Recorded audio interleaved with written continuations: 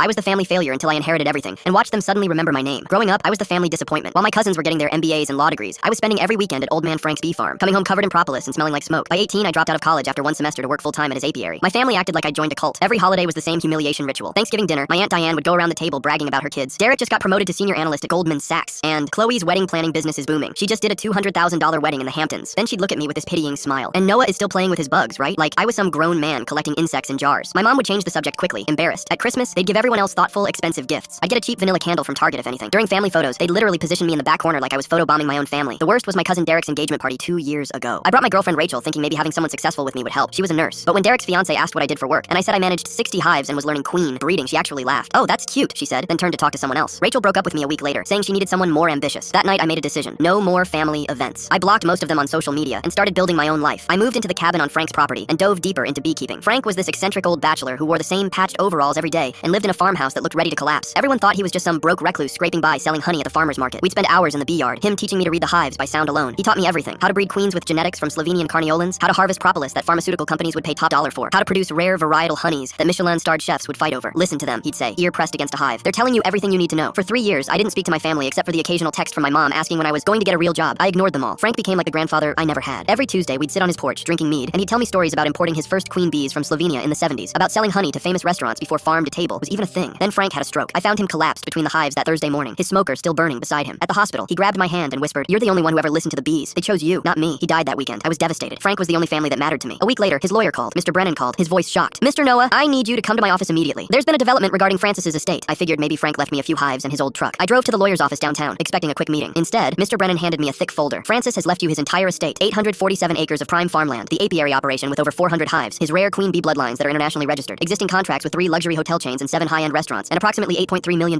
in various accounts." I couldn't speak. Frank in his patched overalls and broken truck had been sitting on a fortune. Turns out he'd been quietly buying farmland for decades when it was cheap. His honey operation wasn't just some farmer's market side hustle. He was supplying some of the most exclusive establishments in the country with honey that sold for $200 a jar. "There's also this," Mr. Brennan said, handing me a handwritten letter. "Noah, you're the only person who understood it was never about the money. It's about the bees, the land, the connection to something older than us. Those queen bloodlines took me 40 years to perfect. Take care of them. Take care of the land. You're worth more than your family ever realized. The bees know. They always knew. Francis." I sat in my truck outside the lawyer's office and cried. Within 48 hours, somehow word had gotten out. My phone started buzzing with texts I hadn't seen in 3 years. "Cousin Derek. Hey man, heard about your inheritance. We should grab dinner soon. I've got some investment ideas. Aunt Diane. Noah, honey, I've been thinking about you so much lately. Would you like to come to Sunday dinner this week?" My mom called sobbing. "I'm so sorry we didn't support you, sweetheart. I always knew you were special." But the most pathetic was my ex-girlfriend Rachel. She texted, "I saw the news about your inheritance. I never stopped thinking about you. Maybe we could get coffee and talk. Next weekend is my mom's birthday party. For the first time in 3 years, I'm invited. Actually, I'm not just invited. I'm the guest of honor. Mom wants to celebrate my success and bring the family back together. I'm going, but not for the reasons they think. I'm going to honor Frank's memory by showing them exactly who I am now. Sometimes the black sheep becomes the shepherd."